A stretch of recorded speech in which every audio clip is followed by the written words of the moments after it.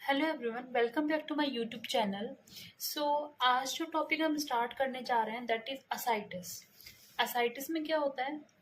So first of all हम इसके definition से स्टार्ट करते हैं। देखो, जो पेरिटोनियल कैविटी होती है ना, पेरिटोनियल कैविटी आप जानते होंगे, जो एब्डोमेन जो होता है हमारे एब्डोमेन को कवर करके रखती है पेरिटोनियल कैविटी, जिसमें बाहर की तरफ हमारे जो एब्डोमिनल वॉल्स इनको मतलब एब्डोमिनल मसल्स वगैरह होते हैं, इनकी तरफ होते हैं जो पेराइटल लेयर कहते हैं, और अंदर की तरफ जो ऑर्गन्स वगैरह होते हैं एब्डोमिनल ऑर्गन्स, विसरल ऑर्गन, उनको कवर करके दैट इज विसरल लेयर। ठीक है, और इनके बीच में space that is peritoneal cavity. ठीक है, सो इन इसके अंदर पेरिटोनियल कैविटी के अंदर क्या होता है? Abnormal accumulation of fluid.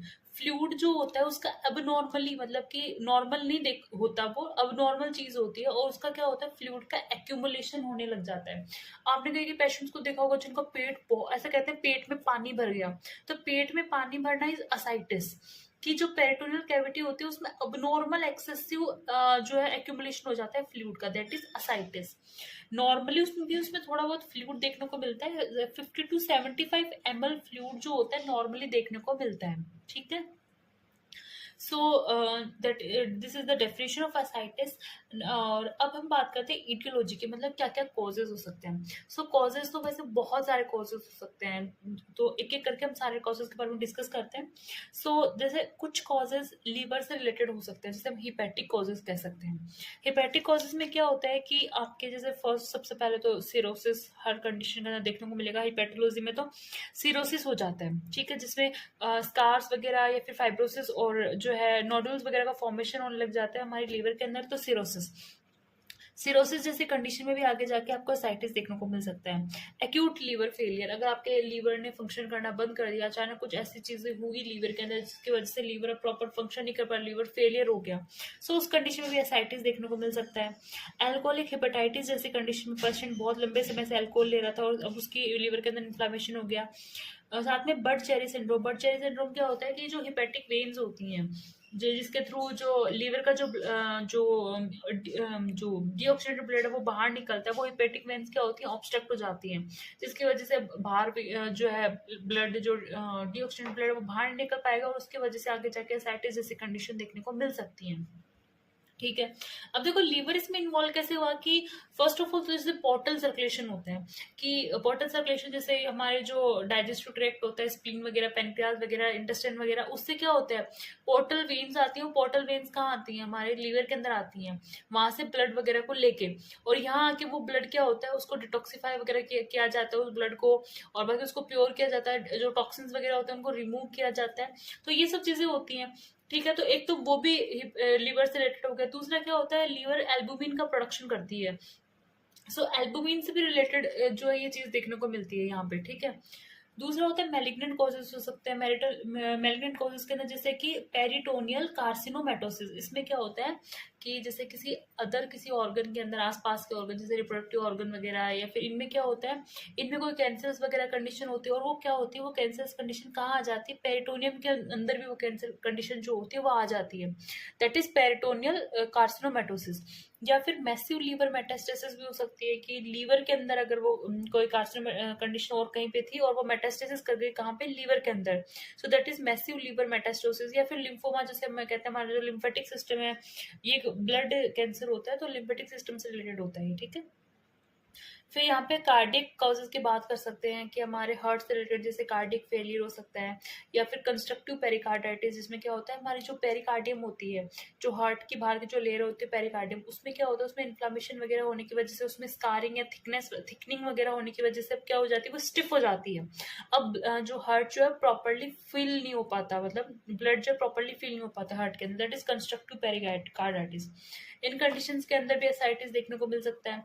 फिर साथ में जो है रीनल मतलब किडनी से रिलेटेड कुछ कंडीशंस होती हैं। क्रोनिक रीनल फेलियर हो सकता है, बहुत लंबे समय से जो किडनी जो है उनमें रीनल फेलियर देखने को मिल रहा है। या फिर नेफ्रोटिक सिंड्रोम। नेफ्रोटिक सिंड्रोम में क्या होता है कि इसमें जनरली यूरिन के थ्रू बहुत ज्यादा अमाउंट के अंदर प्रोटीन जो होता है वो बॉडी से बाहर एक्सक्रीट आउट होने लग जाता है, दैट इज नेफ्रोटिक सिंड्रोम, है ना।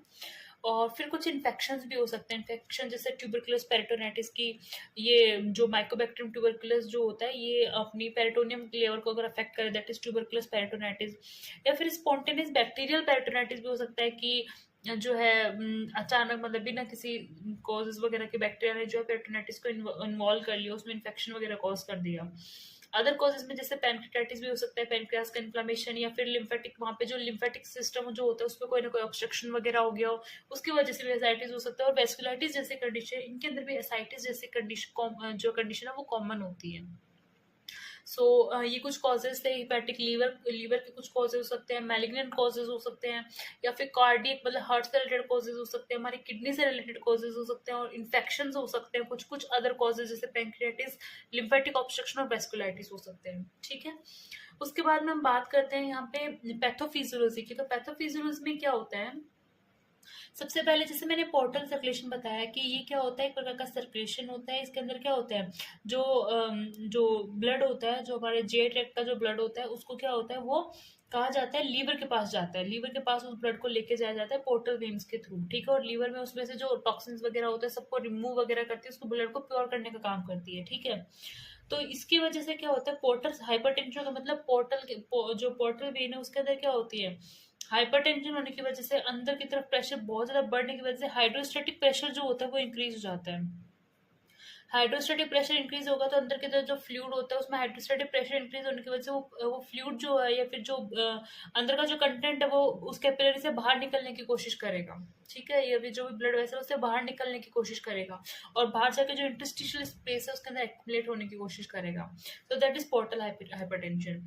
और उसके साथ हाइपो एल्बुमिनिया। एल्बुमिनिया देखो, एल्बुमिन क्या होता है, एल्बुमिन हमारा लीवर जो है एल्बुमिन को प्रोडक्शन करने का काम करता है। ठीक है, लीवर जो ये एल्बुमिन जो होता है इसका काम यही होता है कि जो हमारी जो फ्लूइड होता है जो कैपिलरीज के अंदर, उसको क्या होता है, उसको इनसाइड द वेसल रखने का ही काम करता है, उसको बाहर नहीं जाने देता। ये हमारे जो ऑन्कोटिक प्रेशर जो होता है उसको कंट्रोल करने का काम करता है, जैसे हम कोलोइडल प्रेशर भी कह सकते हैं, उसको कंट्रोल करने का काम करता है। ठीक है, बट अगर एल्बुमिन का लेवल ही अगर नीचे हो जाए, कम हो जाए, तो उस ऑन्कोटिक प्रेशर को कौन कंट्रोल करेगा, उसे कोई कंट्रोल नहीं कर सकता।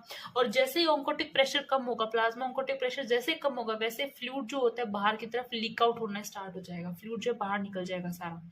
ठीक है, उसके साथ सोडियम एंड वाटर रिटेंशन, जैसे क्या होता है कि हमारा जो ये सब चीजें होने की वजह से जो रेनिन एंजियोटेंसिन एल्डोस्टेरोन सिस्टम होता है ये, और जो एडीएच होता है ये क्या होता है, इनका एक्टिवेशन हो जाता है।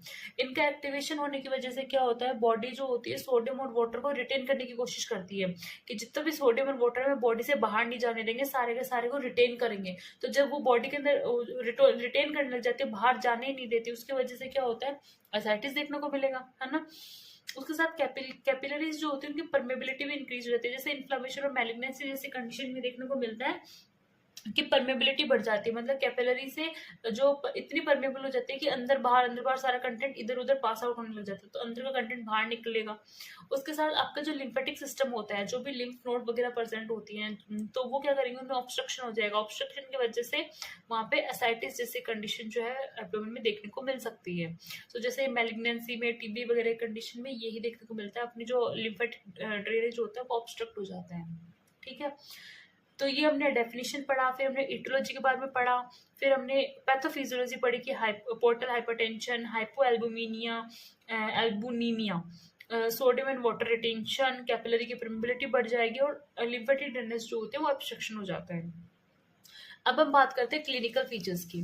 सो क्लिनिकल फीचर्स क्या क्या होते हैं, आपने अगर कभी किसी पेशेंट को देखा हो नॉर्मली जिसका पेट में पानी भरता हो, या फिर अगर हम नॉर्मली भी अगर हम एज्यूम करना चाहें, तो आप सोचिए किसी के पेट में अगर पानी भरा है, मीन किसी के अगर पेट में अगर पानी भरा है, तो एब्डोमिनल बहुत ज्यादा डिस्टेंड हो जाता है, एब्डोमिनल बहुत ज्यादा फूल जाएगा। ठीक है, and with fullness in the flanks, flanks जो होती है हमारी, फ्लैंक्स वाले जो पोर्शन है उसमें भी फुलनेस आएगी, पूरा पेट पानी से भर जाएगा। ठीक है, उसके साथ क्या होगा, shifting dullness and fluid thrill. Fluid thrill जो होता है, ऐसा देखा जाता है कि अगर हम है ना एब्डोमेन की एक साइड के अंदर, वन साइड ऑफ एब्डोमेन अगर है ना टैपिंग करते हैं, तो दूसरी साइड जो होती है ना वहाँ पे हमको पल्सेशन वगैरह फील होते हैं, या फिर हमें कुछ साउंड देखने को मिलती है। ठीक है, वो फ्लूइड की वजह से पल्सेशन देखने को मिलता है, तो वो क्या होता है, फ्लूइड ही इधर टैप करेंगे तो फ्लूइड इधर आ जाएगा, मतलब अपोजिट डायरेक्शन के अंदर।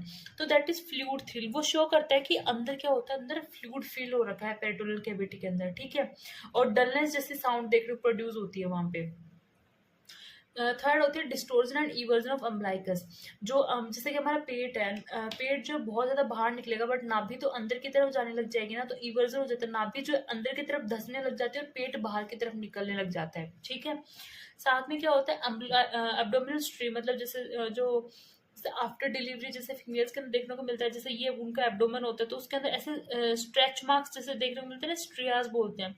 तो इस टाइप के भी जो है ना स्ट्रियाज जो होते हैं, ये एब्डोमिनल स्ट्रियाज जो है एसाइटिस के पेशेंट के अंदर देखने को मिलेंगे हमको। उसके बाद में होता है हमें डायलेटेड एब्डोमिनल वेन्स। जो भी वेन्स वगैरह प्रेजेंट होंगी वो एकदम प्रोमिनेंट दिखेंगी आपको, एकदम साफ एब्डोमिनल वेन्स दिखने लग जाती है इन पोर्टल हाइपरटेंशन वाली कंडीशन में।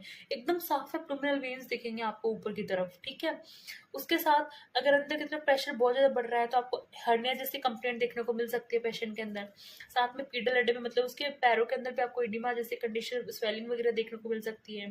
डाइवेराइकेशन ऑफ रेक्टाई, डाइवेराइकेशन ऑफ रेक्टाई जो होते हैं, मैं साथ में मैं एक पिक्चर ऐड कर रही हूँ। इसके साथ आप देख सकते हैं कि जो हमारे ना एब्डोमिनल मसल्स होते हैं, देखो एकदम बीच बीच के अंदर है। ठीक है। बट है ना, जैसे पेट के अंदर स्वेलिंग आ रही है तो इनके बीच में क्या हो रहा है, स्पेस बनता जा रहा है, ये साइड होती जा रही है, इनके बीच में क्या हो रहा है, स्पेस आ रहा है। So this is divarication of recti से हम कहते हैं। और साथ में स्क्रोटल एडिमा जो होता है वो भी इनके जो है कंडीशन में देखने को मिलता है।